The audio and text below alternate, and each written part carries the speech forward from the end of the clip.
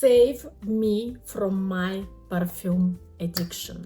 More and more people are reaching out on different platforms to get rid of their perfume addiction.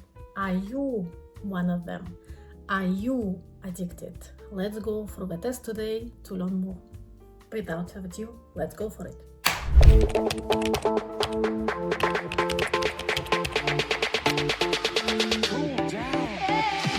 We have tough and honest discussion here today, guys. Let's get real. Perfume addiction is real, and this community, perfume lovers community, most probably are one of the most addicted community on YouTube over there.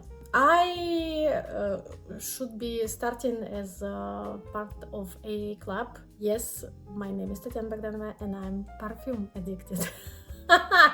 But I am conscious about what is happening with me, and I want to reflect on this one today with you as well. We all know how it started with us, right? We were young, we were innocent. One day we went into this store and it was so beautiful, so charming, so bright, so nice, and we picked our first fragrance. For me, I remember it right now, it was Clinique Happy. It's amazing fragrance. Still, I have so many links and connections with this one. For me, it's absolutely happy scent and the best scent in the world because it was my first ever fragrance. But afterwards we go into our rabbit hole, right? One perfume is great, but is there anywhere better out there? And you start to dig into it. You go into internet, you enter your YouTube and you start to search. First you plug your own fragrance and then you start to read comments, and some people like it, some people don't,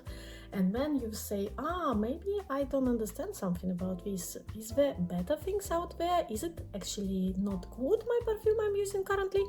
What is the best one? Let me search for top 10 perfumes out there. And then you're in. The following perfumes for me were several ones. Of course, Chanel Chance, and I love Chanel Chance. I kept repurchasing it during my older years. And later on there was Carolina Herrera 212 Sexy, which is the most fantastic fragrance, I believe, till now. And then, of course, it's getting further. My personal story, I got pregnant, and as I got pregnant, I had this situation when actually I hated all the perfumes I already had, but I did already loved the fact that I was using fragrances, so I didn't want to give up on it. So I started to search the perfume for pregnant people, which I could bear, while I was in the condition where I could not bear any fragrances. And this is how the White Spirit from Juliet Has a Gun landed into my collection, and this is how I discovered niche fragrances. And the moment I discovered niche fragrances, I think it was lost for me, because yes, I went directly into the rabbit hole, following afterwards my YouTube, let's call it, career, when I started to share about my fragrance journey, the things I like, things I didn't like, recommendations I would share, and asking for your opinions as well, because I love this community. But let's get real. I have questionnaire for you, 15 questions you need to answer very honestly, yes or no, and in the end of this test you would know if you have a perfume addiction. So let's go for it. First question: you always feel that your perfume collection is not good enough? Yes or no? Second one: you spend more than 10% of your income monthly on the fragrances. You spend more than 10% of your income monthly on the fragrances. Yes or no? Third one: you feel you need to get all new perfume launches as soon as possible. Fourth one: you have a conflict in your family, with your partner, with your husband, or anyone in your family who are not happy with your perfume spending. Fifth one: you often regret perfumes that you bought and money that you spent. You often regret perfume that you bought and money that you spent. Yes or no? Number 6: you try to put a limit on your perfume spending every month, but you always go over the limit. So every month you try to limit it, but you go over the limit. Number 7: you use credit cards to buy your fragrances. So you are buying not from cash, you use credit cards to buy your fragrances. Number 8, you are more than 10,000 in credit card debt because of your perfume addiction. You're more than 10,000 in your credit card debt because of your perfume addiction. And kind of you don't have line of sight to pay it in the coming 3 months. It is a lot of money for you. Number 9, you always feel you want and need full bottle sizes in your collection. You always want to have full bottle sizes. It's not even anymore about perfume as a liquid. It is more about the packaging, which is beautiful packaging. Number 10, you have several perfumes in your collection that went bad and you cannot use them anymore. You have several perfumes in your collection that went bad and you cannot use them anymore. Number 11, you feel guilty after you buying fragrances. Number 12, you feel you are doing something wrong, but you can't resist doing it. Number 13, you have 1 or 2 influencers who you follow in community of fragrances and you follow their advice blindly. I don't know for you who it is. Is it Demi? Who it is? Yeah. More than half of your perfumes currently in your collection you really don't use. More than half of your perfumes in your collection you are not using. And the last one, number 15, sometimes you don't realize how you bought new fragrance. So you don't remember when and how you bought a new fragrance. Like you're at home and there is packaging arriving in these fragrances and you totally forgot that you bought it. Easy test, huh? My dears. Results. Very easy results to interpret. So if you have less than 3 points in this test that you said yes to, most probably you are more or less okay. It is not yet addiction. This being said, if one of the points are on your credit debt, maybe you need to be more careful. If you have from 3 to 5, it's huge red flag. You need to watch out. Something is going wrong. Most probably you are leaning into the perfume addiction stage. And more than 5, who are more than 5? More than 5, you are totally perfume addict. Congratulations and welcome to the club, because there are many perfume addicts like this here in this community. I'm laughing now, but yes, it is serious topic. It is serious topic and I wanted to talk about this topic on my channel as well, because I try on my channel to be as transparent as possible. So you know that nothing what I'm talking about is anyhow sponsored. It's always my personal reviews. Like, I'm not here for any kind of money generation. I'm here for really like sharing the experiences of the thing which catched me actually, right? Like I got caught by these perfumes. I actually even know why it was like this. I say previously I had addiction to the clothes. I had a lot of clothes.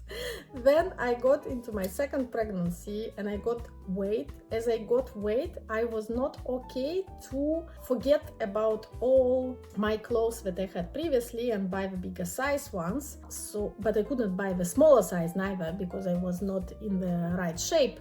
So I said, okay, like in the meanwhile, I will experiment with my perfume collection, and it ended up being more than 200 fragrances. The point is, and let's have very honest discussion, like I believe, and maybe you will claim me wrong, but let's do it together. I believe that I'm still in the good stage. Why? Because I basically can afford it. Whenever at the worst months of my perfume addiction, I never spent more than 5% of my income on fragrances. Maybe in the beginning there was 1 or 2 months that it was like 10% income. Still it was too high. Now monthly I'm not spending more than 1-2%. So definitely it's my guilty pleasure. I love it, but neither my budget, neither my financial targets, nothing is suffering from this perfume addiction. Still, I recognize that it is addiction, and still I recognize that most probably I will never use all the fragrances that I have, which I don't like. I would definitely do something in coming months regarding this one. Most probably massive declutter. Most probably I will sell some fragrances. So if you are interested for good fragrances on the very nice discount prices, stay tuned in this channel. I will share this information as well. But again, like, I want to appreciate and love what I have, and I want to enjoy it, and I want to get the pleasure of it, and I really now want only the best in my life. So I'm at this moment that I'm okay to let go and not have massive collection, but have the collection which really suits me, and this is the best. And every time I reach for the fragrance, I know that this is amazing, this is loved by me, it is like the thing I want, and not just the thing I need to have for having full range of I don't know, whatever, Byredo kind of fragrances or ex nihilo fragrances and stuff like this. I want the best that I will use and I will feel happy about, and I will not feel this guilt for over consuming rather than you don't need actually to consume. So I'm wondering how many of you are in the similar stage, how many of you recognize that maybe it went a little bit overboard, how many of you are on the parallel kind of financial journey, because we all have some financial targets in our life, right? I want to close my mortgage, I want to be out of the debt. And I don't have any consumer data, I don't have any credit cards. That's why like this test is so good as well, because I think the moment you even realize that you don't have actually cash to pay for your fragrances, it is a problem. I would never buy fragrances on the credit cards. But the point is, like, we need to control the things, and even if we love fragrances, I think we need some settle of control, and this is for you, this is the reality check. Where are you? So I'm wondering if you feel okay to share your results, like how many of these 15 questions you said yes to. Please share in the comments, and we will see how many of us in this community are really addicted, on the edge of it, or still kind of healthy and managing this hobby, but which translates through the circle in which it works, basically, to the addiction. Voila. I will have several videos regarding this topic on this channel. If you are interested in this one, let me know. I have parallel passion in my life, which is all related to the budget, getting better, getting nice financial results, getting best in your career and stuff like this. So if you are interested in something like this as well, let me know. Yeah, and tell me also how your perfume collection started. Like, what was the first perfume that you purchased, and how afterwards you decided that you need a second one, a third one, and like how you went into this roller coaster. I say, like, for me it was very clear.